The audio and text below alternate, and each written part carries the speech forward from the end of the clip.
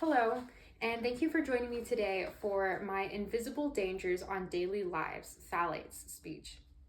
Have you ever opened a new shower curtain and noticed that strong plasticky smell, or caught a whiff of your new lotion and thought, oh, that smells nice, without really questioning what's actually in it? Chances are you've just made phthalates. Good afternoon, everyone. Today I'm here to talk about something most of us come into contact with daily without ever realizing it: phthalates. These are synthetic chemicals used in everything from plastics to perfumes. And while they may help products be more flexible, durable, and pleasantly scented, their presence in our lives may be more significant than we think.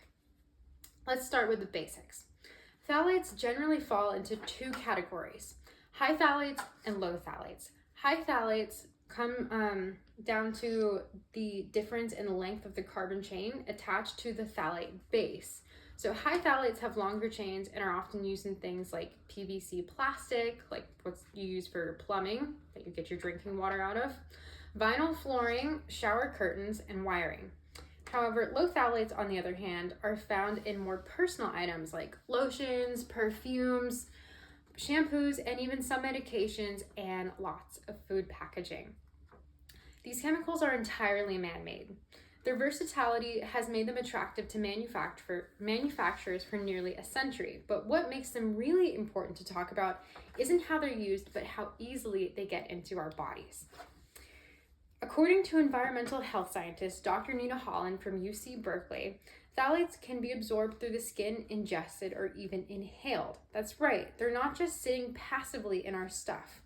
They're entering us through scented lotions, air fresheners, plastic food containers, vinyl flooring, and more.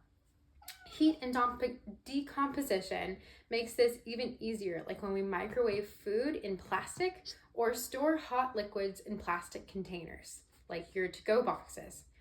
Once inside the body, plastic phthalates act as endocrine disruptors, chemicals that interfere with our hormone systems because they mimic endocrine. And the consequences of that disruption are serious.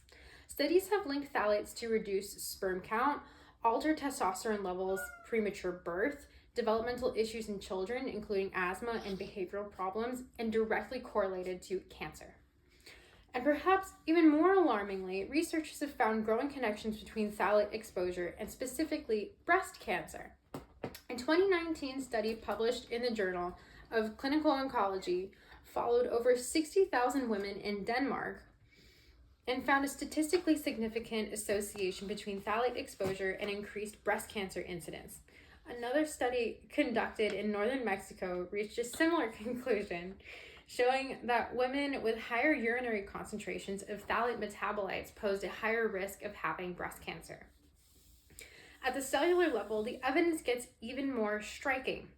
Research published in the FASEB journal found that phthalates can activate the MYC signaling pathway, which promotes tumor growth directly in estrogen receptor negative breast cancer, one of the more aggressive forms of the disease, which led them to discover that phthalates may even shorten telomeres, the protective caps at the end of chromosomes, which directly protect us from aging and cancer development.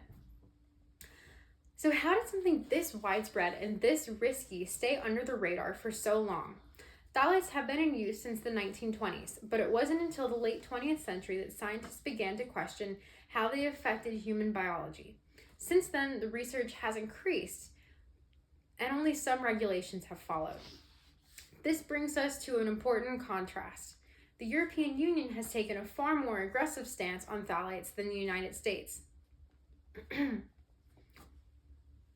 Under the EU's REACH regulation, which stands for Registration, Evaluation, Authorization, and Restriction of Chemicals, phthalates like DEHP, DVP, and DIVP are banned from use in cosmetics and personal care products due to their classification as substances of very high concern.